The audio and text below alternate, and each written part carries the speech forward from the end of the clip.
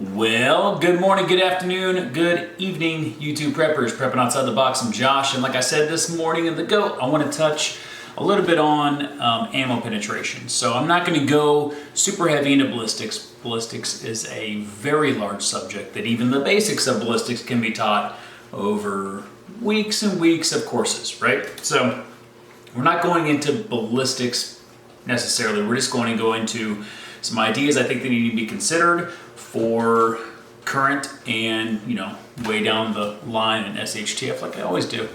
Right before we get into it, like I always ask now, do the whole like, share, subscribe, all that kind of stuff. Helps me grow and I appreciate it.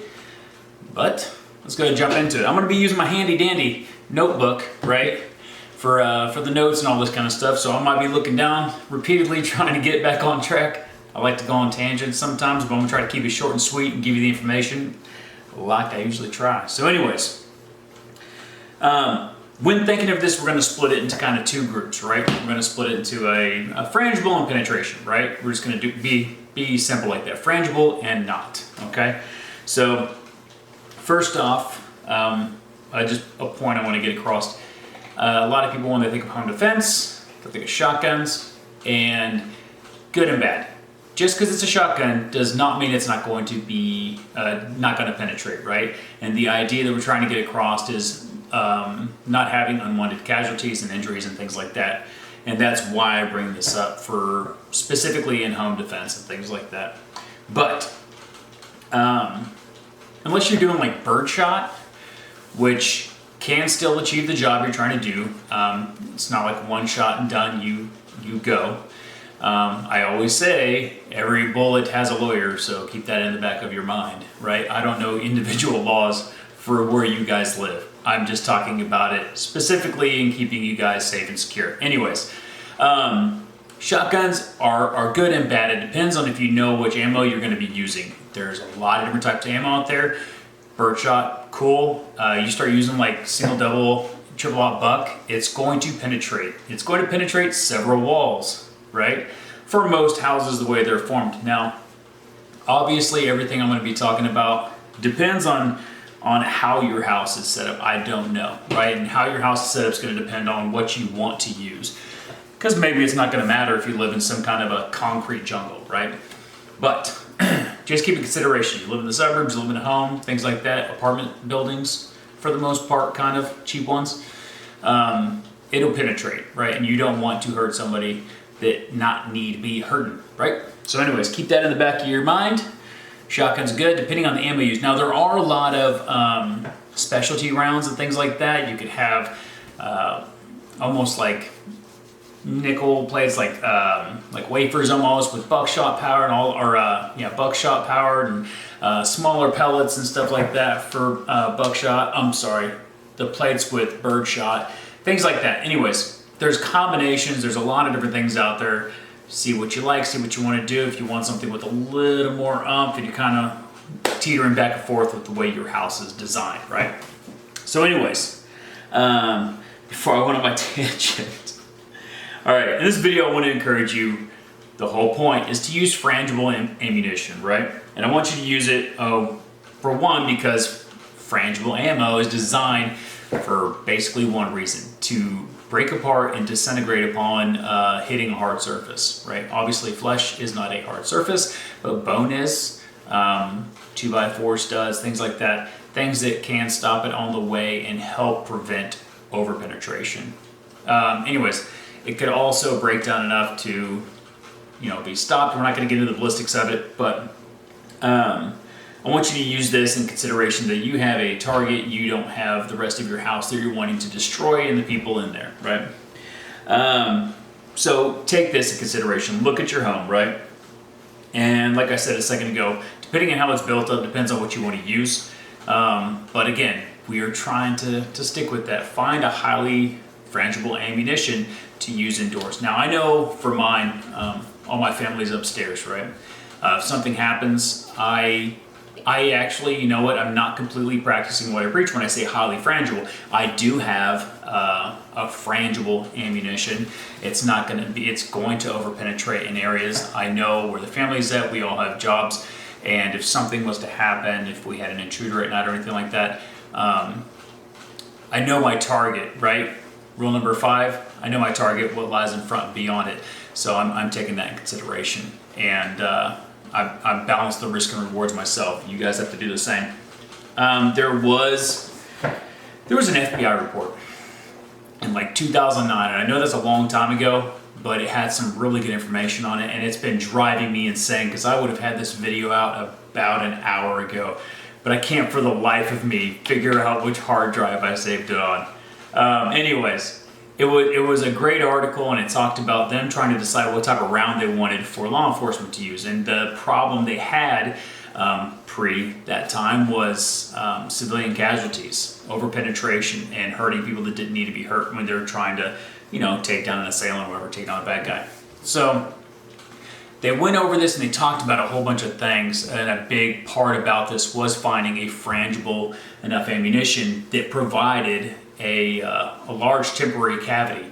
And when I say temporary cavity, when a bullet strikes, a person or an animal or whatever, when it strikes them, you've got two main channels, right? You've got a temporary cavity and you've got a permanent cavity. Now that temporary cavity is going to be, if you ever look at ballistic gel, that big robust like concussion that is inside of it is a temporary cavity. That's almost primarily what is causing the most damage inside of a person when they're shot, is that explosion of energy basically inside there, that cavity opening up and pressing and damaging internal organs and things like that. The temporary cavity is what hurts. The permanent cavity is almost the trail. So after you see it's settled and everything, the trail, the bullet, the parts that broke off, however, whatever kind of ammunition you use, that break off, that's a permanent cavity. So you've got breakdowns. They wanted something that provided a big temporary cavity with that was highly frangible, so it wouldn't actually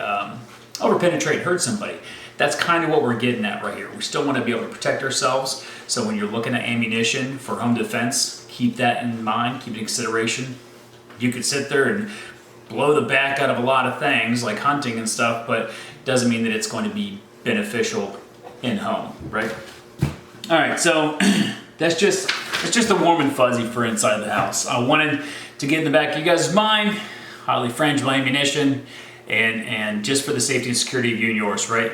It's still going to get the job done. You still, can protect yourself, but just you don't need double-aught buck in your shotgun to take care of the job. You might want it. You know your setup. You know where everyone's in there. If you live out on a farm by yourself, no kids, have a ball, right?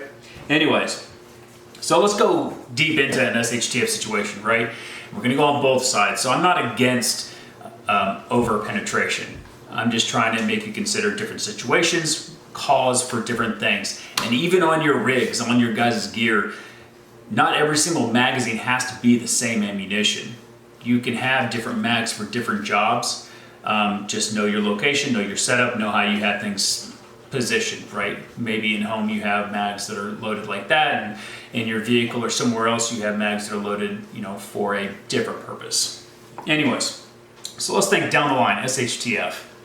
And I still want you to consider a frangible ammo for, the base or camp, your little bug-in location, wherever it is, because I'm pretty sure even then you're still working with people that you probably care about and things like that. So if you guys had some kind of internal conflict breakout inside of your camp or your location, whatever it is, you're wanting to isolate and eliminate the threat, the problem, not cause undue injury and stress, especially at a time like I like to go down the line where you might not have the kind of medical care that you need if you made that kind of mistake. So still consider a highly frangible ammo for inside of a camp. Now it changes. So you've got your outer, your inner cordon, like security, and you've got your interior security and things like that. It breaks down, and I'm going to go over some of that later on in another video. But right now, just considering you've got your interior security using frangible or something like that to take care of that kind of stuff, and then you've got your outer perimeter. I mean, I'm all for them having some kind of a metal piercing ammunition, some kind of a metal piercing bullet for their cartridge, right? So they might have to deal with somebody with plates, with armor, with a vehicle, whatever it is. So anything that gives them the advantage to protect, further out is great. So consider that, right? Again, you don't know what kind of level of armor you're going to be dealing with. Inside camp, you usually do. Outside, not so much. I will say, when I say metal piercing ammo and things like that, now you have armor piercing rounds and all these different types of ammo that can pierce cars. Regular ammo that can pierce cars. But you get some good metal piercing ammo, and you're going to be taking the backside and the sides of that vehicle, and you're going to penetrate that vehicle up to like a 20-degree angle. Even with the nice curve appeal that we have in a lot of modern day vehicles, up to about a 20-degree angle, looking at the sides and looking at that back end, like the trunk space of your vehicle, those rounds will penetrate, just so you know. Keep that in the back of your mind too when you're thinking about it security-wise.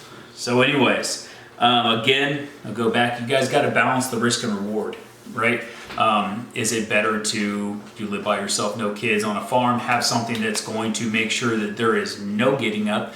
Or is it better for you to, and depending on what you have to deal with, or is it better for you because you live in an apartment to have something like a buckshot, a bird shot, so you have a very limited chance of having overpenetration and hurting any of your neighbors, right? Keep it in mind, bat it around, jump down in the comment section. I'd love to hear what you guys have to say. Again, there's a lot that goes into ballistics. I barely scraped anything. I just wanted you guys to kind of dictate which scenario would call for which type of ammo, right?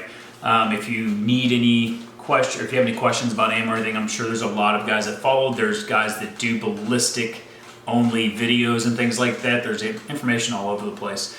You can ask me also, but jump down in the comment section, tell me what you think, and until tomorrow, it's Prepping Outside the Box. I'm Josh, and I'll see you then.